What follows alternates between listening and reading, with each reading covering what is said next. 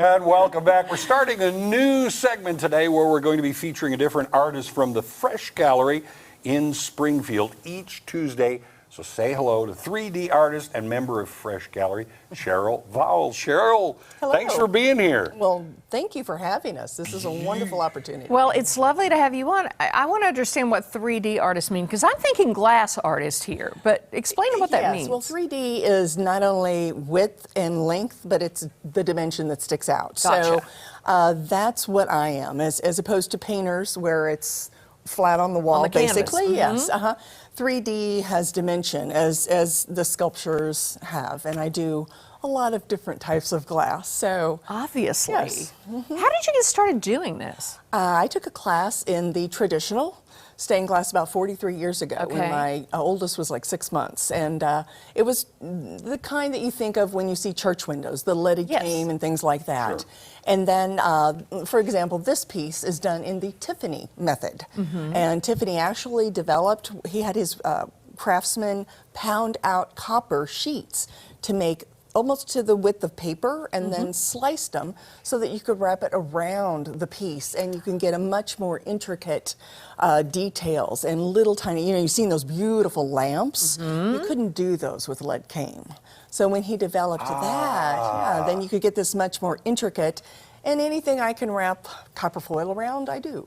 Boy, you do it well. Break. It amazes me because, when you're working like this, it's not like being a painter where you're putting something on a flat surface.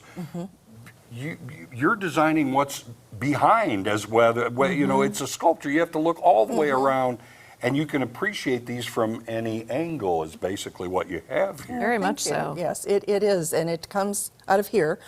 My degree's in biology, and I love the water, so I do a lot of the waves, and this is a strip construction. This is kiln-formed glass, so I fire that in my kiln in my studio at home. Okay, that was my next question. What is the process by which you color and you shape and you mold? How do you do that? Well, some things you cut the glass, as in all of these pieces. And then, for example, I'm going to duck around here. This piece was actually made with glass powder.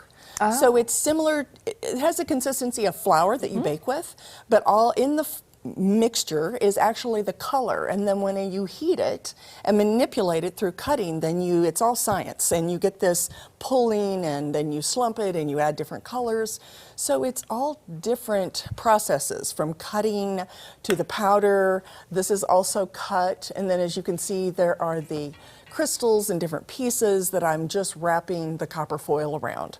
And the other piece down here, the monarch leaves, or wings, I'm sorry, they're actually sand carved. Instead of sandblasting, which just takes off a little bit, you actually carve the glass with the sandblaster deeper than you would, and that's stained and foiled, and it's a very intricate process. They look to be textile also. You have it, it's not just the vision, just the touch of them is different, it looks like. And in fact, I have a piece in a textile show because that's the fun part is touching, because I always like to go up to art and touch it.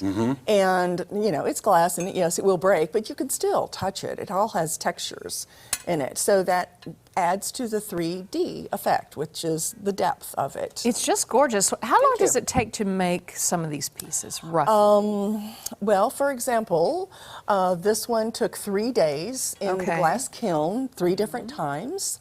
The monarch wings takes days. That's it? The soldered work can take weeks, depending on, yes, it really can. I thought you were going to say that. It's the most labor intensive because you have to cut every piece, then you clean every piece, then you wrap every piece with the foil, then you solder, then you clean that, then you patina, then you clean that, and then you wax it, and then you clean that. So the solder pieces are the most pricey and take the most work.